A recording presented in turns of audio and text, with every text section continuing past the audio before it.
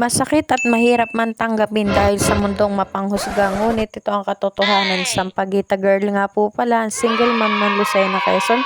May 3 anak, pinagpalit sa may anak. Para alam mo, mahilig ka rin naman makialam.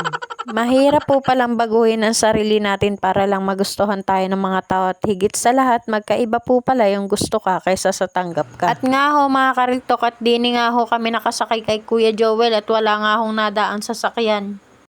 At sabi ko nga ho diyan ay kung pwedeng makikisuno o sakto naman hong papunta sila sa Dalahican.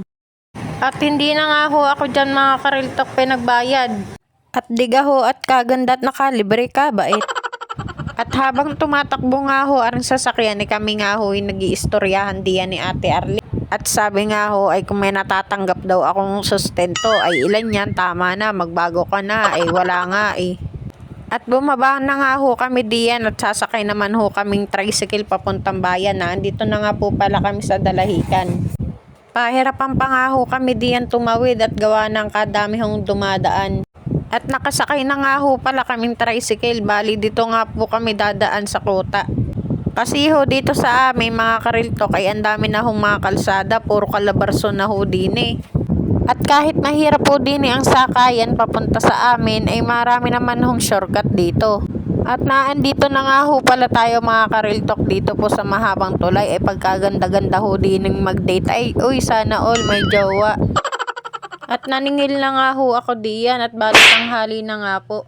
At ari nga ho si Kuya mga kariltok, pagkaabot ng bayad sa akin ay dumudukot pa nga ako din sa bulsa at susuklian ko nga ho ay yung pala'y 2 daw palang kanyang utang. Ay napaisip na lang ako at sabi ko nga abay oo nga pala ay di tawa na lang kami, ilan yan. Ari nga ho si Kuya at sabi nga niya ay wag ko na daw siyang bidyuhan at gawa ng magbabayad naman daw siya ay kabait. Bago nga ho ako pumunta sa palengke ay dinaanan ko nga po muna ari si Kuya. Bali binibigyan ko nga ho pala dyan si Kuya ng 80 pesos na barya kasi nagpapabarya nga po siya, bali 100 po ibibigay sa akin. At ari naman po mga kariltok at nag-istoryahan pa nga kami diyan ni Kuya at sabi ko nga ay nakalampas siya doon sa may Petron. At nga ho mga kariltok, buti na lang at ako hindi nakagalitan din ni Madam at tanghali na nga ho. Nakasakay na nga ho pala kami dito sa jeep sa biyaheng Silangang Mayaw. Ay tingnan nyo naman ho si Bibi at met-maya na ho ang kain. Basta kasama ko ho yung batang yan ay kulang pa dyan ng 100. Ay ayos lang ho yun. Kaya nga ho tayo nagtatrabaho gawa ho sa mga anak natin. Ilan yan? At habang tumitingin nga ho ako diyan ay ako'y nagkukwenta kung magkano yung pinamili ko ay talagang wala nang matira. At akala ho baga ng iba ay kalaki-laki ho ng tubo din sa Sampaguita ay hindi naman ho, ayos lang ho yung makaraos ng araw-araw kami. Pag minsan naman ho ay nakakapagsubi kahit barya-barya ay hamakin ko naman ho yun. Ari nga ho mga kariltok at kasama ko nga ho din si Nini, maghahakot nga ho pala kami diyan ng kahoy. At ari nga ho si Nini ay tuwan-tuwa diyan at gawa ng minsan laang ho makalabas. At ang kasama ko nga ho diyan, aring tiyuhin ko si Kuya Ernillo, si Ian at si Bibia. At hindi pa nga ho kami nakakarating at gawa ng malayo-layo nga ho yun. Ay tingnan nyo naman ho si Nini at parang inaantok na. Yan ang sinasabi sa hula, sabing dadalhan na laang eh. At nga ho mga kariltok, parang malapit-lapit na nga ho at ang dami na nga ho dining bundok na maliliit. At nga ho mga kariltok at naandito na nga ho tayo kay na Kuya Rene sa pinsan ko ho at kukunin nga ho namin din yung mga kahoy sa kakaunting plywood. At sabi nga ho ni Nini ay pumunta daw kami doon ay pagkalayo-layo naman. Ay nag-tiktok pa nga ho ako diyan at tingnan nyo ho at nahiya pa nga ako.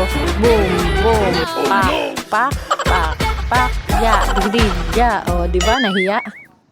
At ari nga hong pinsan ko ay hinahanap nga ho kung saan baga nakalagay daw yung kahoy. At yun naman pala ay naandun lang sa likod ng truck. At nga po mga kariltok, itong pinsan ko si Kuya Rene ay nagkakatay ng malalaking sasakyan na binabakal nila dini ho sa binahaan. At nga ho mga kariltok ay paggabi na nga ho dini. Buti na nga lang ho at may mga nakakatulong dini. Ay salamat na lang talaga kay na Kuya at butit nakatulungan nila kami. Ay kung hindi abutin talaga kami ng siyam-siyam diyan. Ay tingnan nyo naman ho diyan at gabi na nga ho. Ay tingnan nyo naman si Nini ay talagang babagsak na ang mata at lalagay na talaga ay antok na rin batang ari. Nagmadali na nga ho pala kami dini at gawa ng wala daw hong ilaw, sabi ni Kuya Ernillo ay patay ang naglason. Ay siya, hanggang dito na lamang. Ilan yan? Tama na, magbago ka na. Ingat, Jared. Salamat sa panonood.